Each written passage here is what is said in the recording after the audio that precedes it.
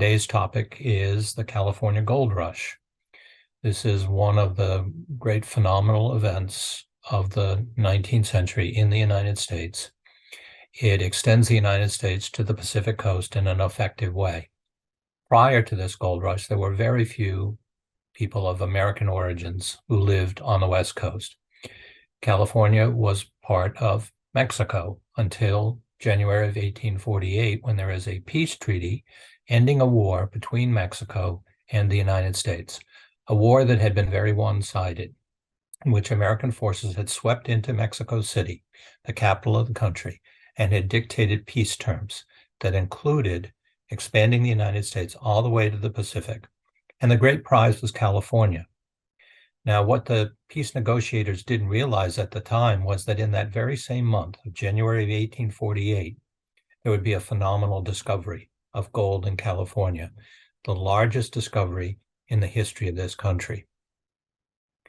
Now, I'm going to present the argument that this gold rush accelerated American settlement of the West Coast, but it came as bad news for the Hispanic and Native peoples who were already there. And you can see it here in the population figures. 1848, at the very start of the gold rush, there were just 14,000 people who were settlers. These were people either from the United States or Hispanics who had come up from Mexico. They were outnumbered by the Indian population of 40,000 people. But if we go just 4 years later to 1852, you can see the settler population has soared to 223,000 people. Over 200,000 people have arrived in just 3.5 years. And meanwhile, the Indian population in that same period of time collapsed down to 15,000. And these two phenomena, the growth of the settler population and the dramatic decline of the Indian population, are linked. Now, the story of the gold rush begins in this valley. It's the valley of the American River at a place called Coloma. And you can see it's in the foothills of the Sierra Nevada mountains. At this location, a Swiss man, John Augustine Sutter, had established a sawmill. And he employed an American named James Marshall to work for him to repair the mill. And it's in the process of repairing that mill in January of 1848 that Marshall will make a phenomenal discovery. Here is a posed picture with Marshall standing there down in the mill race of this mill.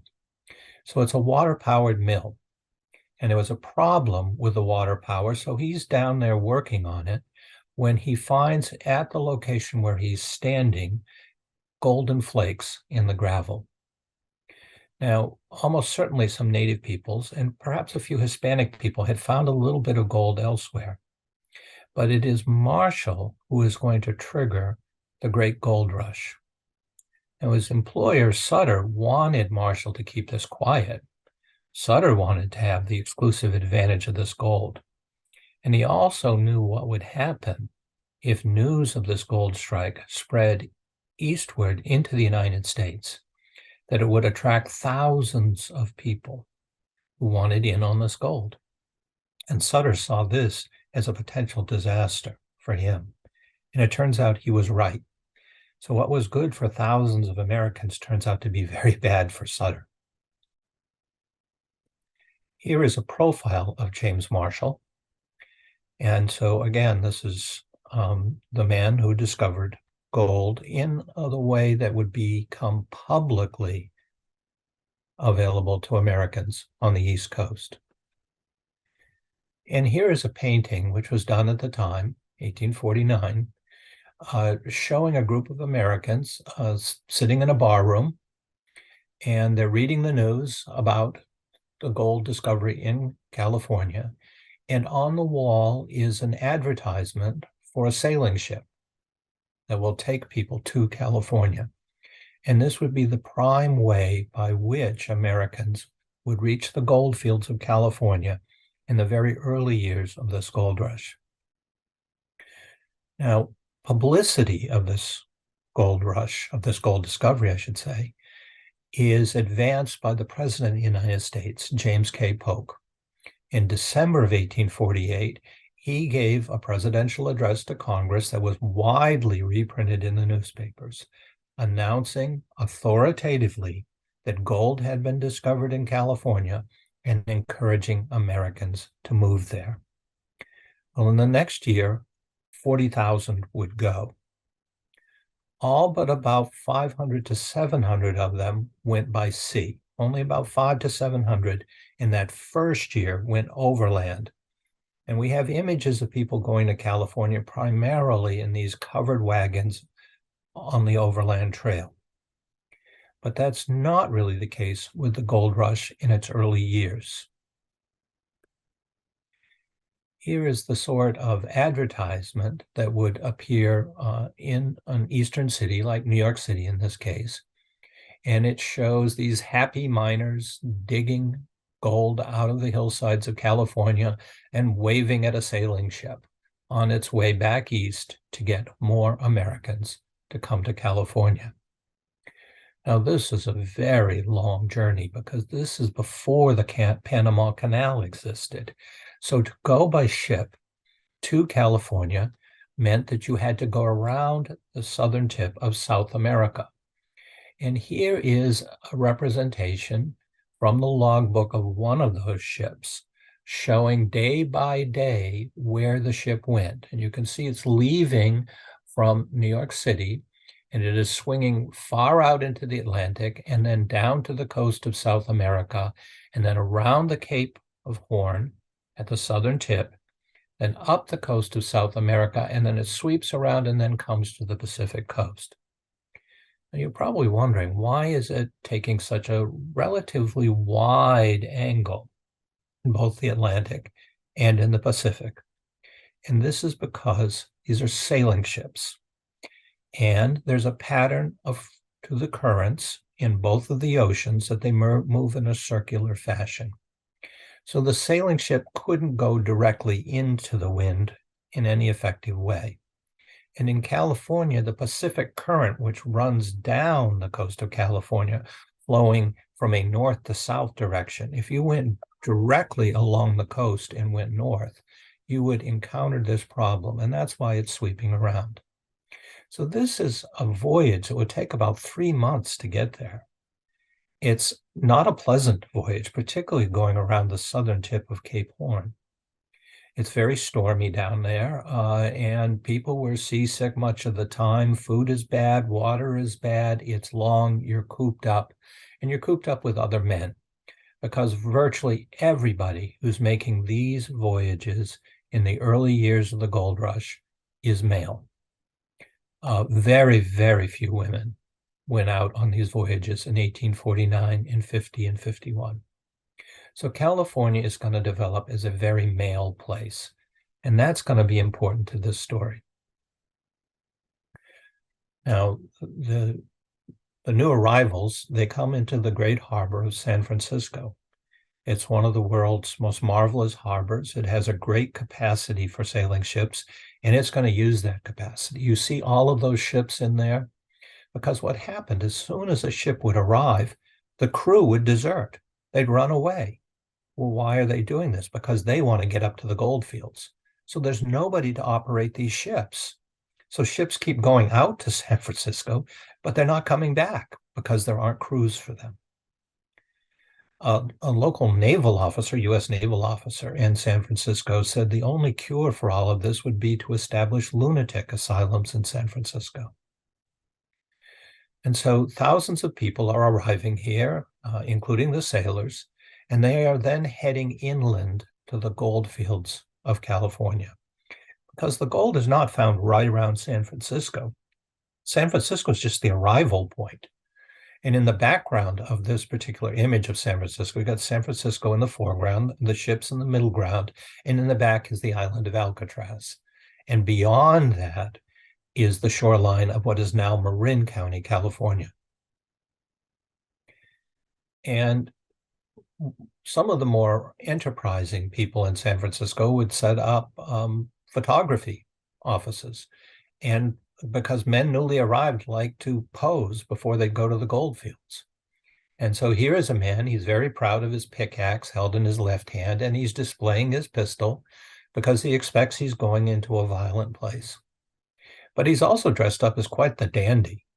This does not look like the sort of costume that would be very effective when you're doing the hard work of panning for gold or digging for gold with your pickaxe.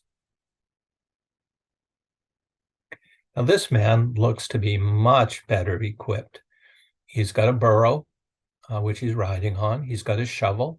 He's got his pan for panning for gold, and he's got a rifle. Wearing a red shirt, denim pants, and a slouch hat. This became the great uniform of California miners during the late 1840s and early 1850s.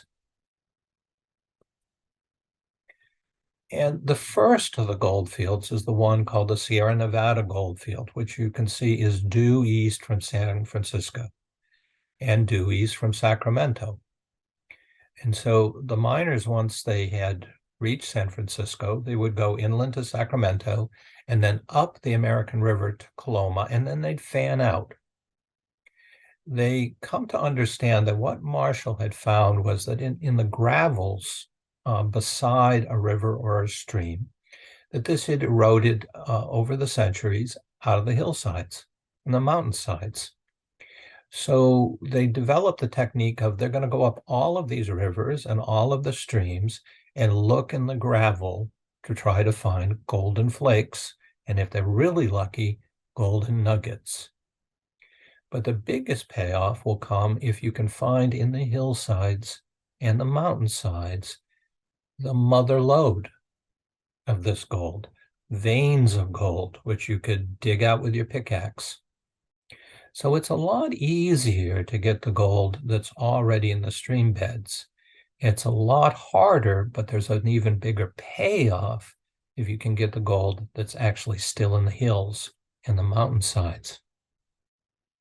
Now, later in the mid-1850s, a second gold field will develop to the north. So that's the reddish area with the label Northern California Goldfields. And this is from Mount Shasta on north to the Oregon border.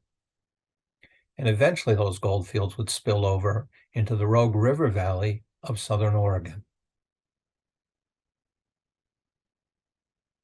Now, here are some very happy miners. This is drawn by one of the miners, and you can tell that he's not a trained artist. But it shows three of these miners working together, panning for gold, and then also digging for gold into the hillside.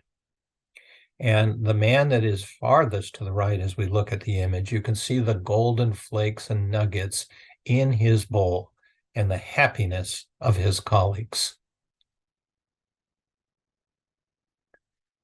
So panning for gold is the lowest technology method.